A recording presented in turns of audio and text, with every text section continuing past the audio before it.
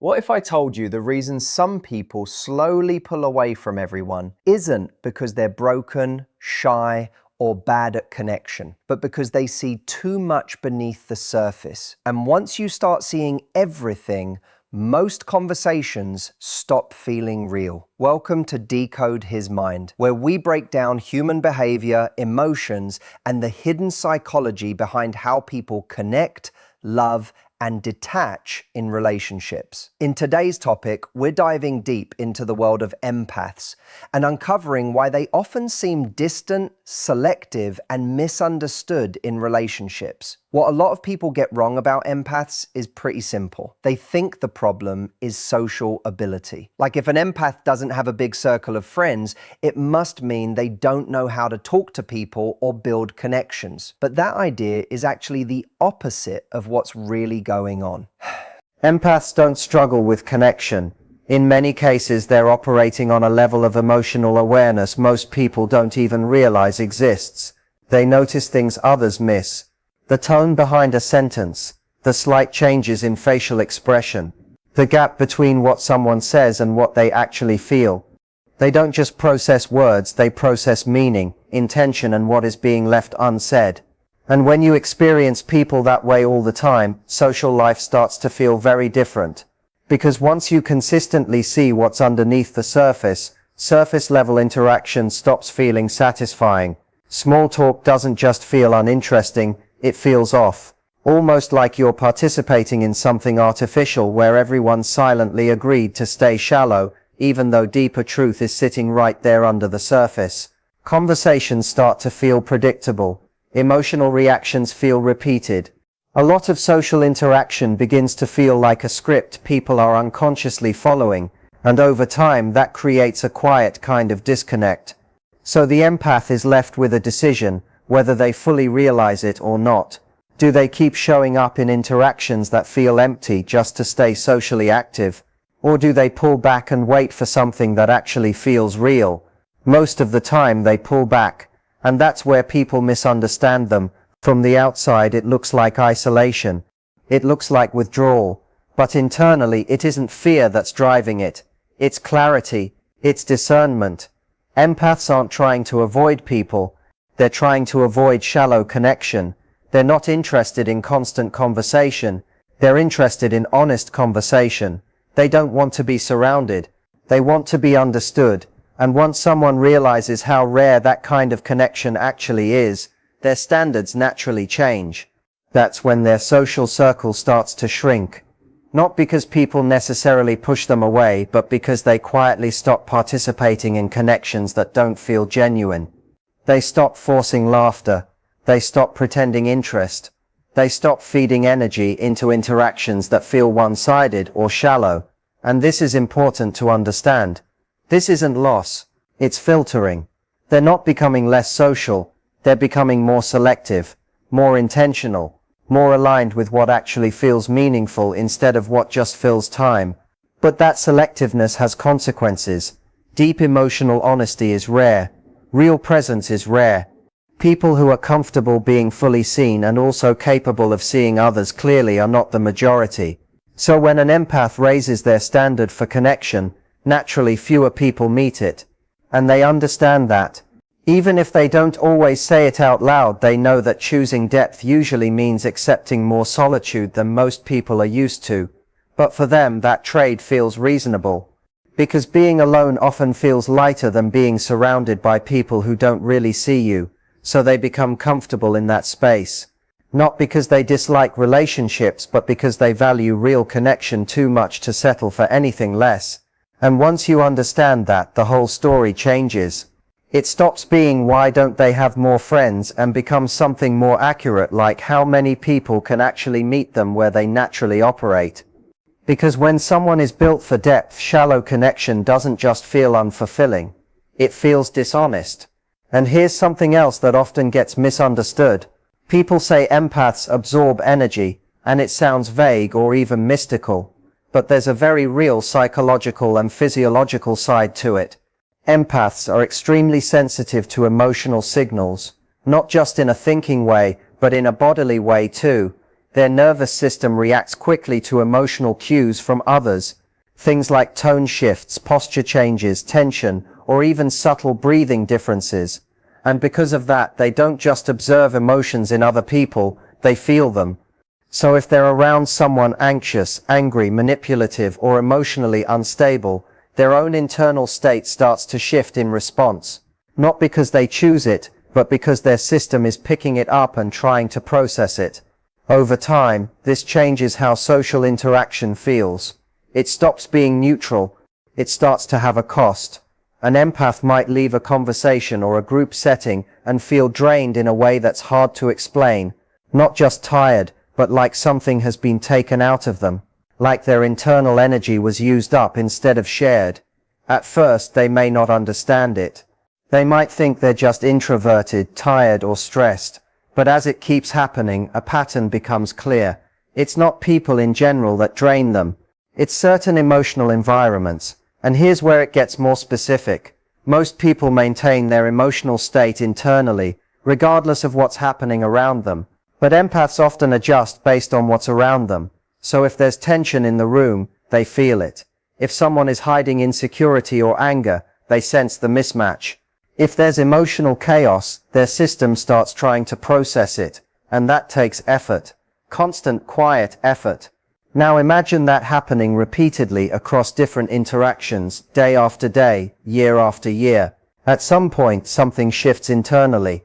Not emotionally in a dramatic way, but more like a protective adjustment. They start limiting exposure. They begin saying no more often. They reduce unnecessary conversations. They become more careful about who they spend time with and how long they stay in certain environments. Not because they've lost interest in people, but because they've started recognizing what different interactions actually do to their internal state. And this is where people often misread them again. It looks like avoidance. It looks like detachment. But in reality, it's regulation. It's self-protection. They're learning to maintain stability. Because once someone realizes that certain environments consistently disrupt their peace, continuing to stay in those environments isn't generosity. It's self-neglect. And over time they stop doing that. They start asking different questions. Not how do I keep this connection going, but what is this connection doing to me and is it worth it? That shift changes everything. Most people evaluate relationships based on history, obligation, or proximity. Empaths evaluate based on impact, how they feel during the interaction, how they feel afterward, whether the energy is mutual or one-sided. And when the pattern becomes draining, they don't usually argue or try to force change. They simply step back and adjust. That's why their circle often becomes smaller but more stable. Fewer people, less emotional chaos, and more clarity. They're not trying to maximize social activity. They're trying to protect their internal balance. And once they experience being around someone emotionally steady, grounded, and non-draining, it completely resets their expectations. After that, they can no longer ignore imbalance the same way. What used to feel tolerable starts feeling unnecessary, even uncomfortable. So what looks like emotional distance is actually refinement. What looks like isolation is actually filtering. They're not running away from people. They're removing what disturbs their peace. Because when your internal state is heavily shaped by your environment, protecting that environment becomes essential. And at the core of it, the truth is actually very simple. If being around someone consistently leaves you feeling worse than when you arrived, that isn't real connection. That's emotional consumption. And empaths, once they fully recognize that pattern, stop mistaking consumption for connection. They end up carrying emotional weight that was never really theirs, but they pick it up anyway because they're capable of sensing it. For a time it feels like it works. Things continue. The relationship looks stable from the outside. But underneath that surface, something slowly becomes uneven. One side is constantly putting in emotional effort, attention, understanding, and patience. The other side begins to rely on it, even consume it, without offering the same in return. At first, this imbalance isn't obvious. It hides inside small moments.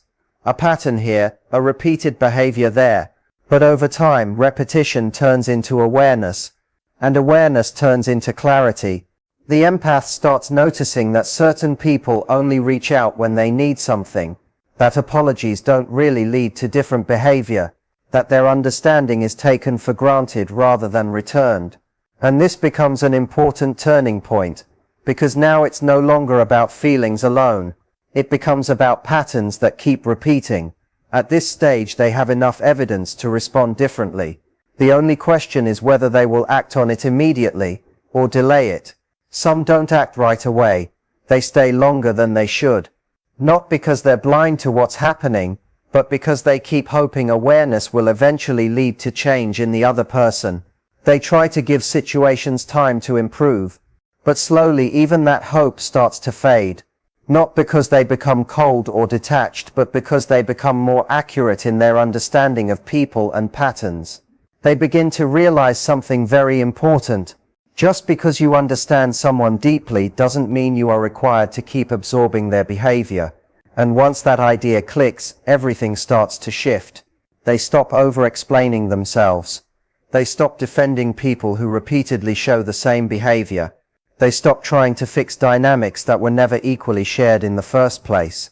And most importantly, they stop giving unlimited energy where there is no equal return. To people around them, this can feel sudden. The same person who used to always be available, always patient, always understanding, now seems more distant or reserved. But what changed isn't their personality. What changed is their boundaries. They're no longer reacting out of habit. They're responding with awareness. And that single shift is enough to completely disrupt any relationship that depended on their overgiving. Some connections don't survive that change. Not because the empath becomes difficult, but because the structure of the relationship was never balanced to begin with. It was held together by one person constantly doing more than their share. When that extra effort is removed, the imbalance becomes visible and the connection can no longer sustain itself. This is also why their social world often becomes smaller, because when you stop overextending yourself, you naturally stop fitting into dynamics that rely on that overextension. Many of those connections weren't truly mutual in the first place. They only functioned because the empath was compensating for the lack of balance. But here's the deeper part of it. This isn't really a loss in the way people assume. It's exposure. It reveals what was real and what was dependent. And for the empath, that clarity is more valuable than keeping a larger circle built on imbalance. Once someone has repeatedly experienced what it feels like to be emotionally drained, misunderstood, or taken for granted in a consistent pattern, they don't forget it. It becomes part of how they see relationships going forward. They become more aware of where their energy goes, more careful about who has access to them, and much less willing to ignore their own internal signals just to keep peace with others. So when you see an empath with fewer people around them, it's not because they failed socially. It's because they've gone through enough repetition to recognize what was never truly reciprocal, and eventually, they come to a simple but powerful conclusion. Being understanding without boundaries isn't kindness, it's self-erasure. From there, something deeper begins to change. They stop organizing their life around how to maintain every connection. Instead, they start questioning something more fundamental. What kind of life actually feels right to live? That shift quietly changes everything. Most people continue participating in relationships, conversations, and environments that don't fully align with them because they're trying to maintain acceptance, belonging, or approval. There's an invisible exchange happening. Comfort is often sacrificed just to avoid being alone or disconnected. Empaths begin to see that pattern more clearly, and once they see it, they start stepping out of it. Not in a dramatic way, but in a calm, intentional adjustment. They notice that every time they ignore their inner discomfort, every time they stay in situations that feel off just to keep things going, their inner peace slowly breaks down. And over time, that cost becomes too consistent to ignore, so they start choosing differently. They begin to prioritize internal alignment over external validation.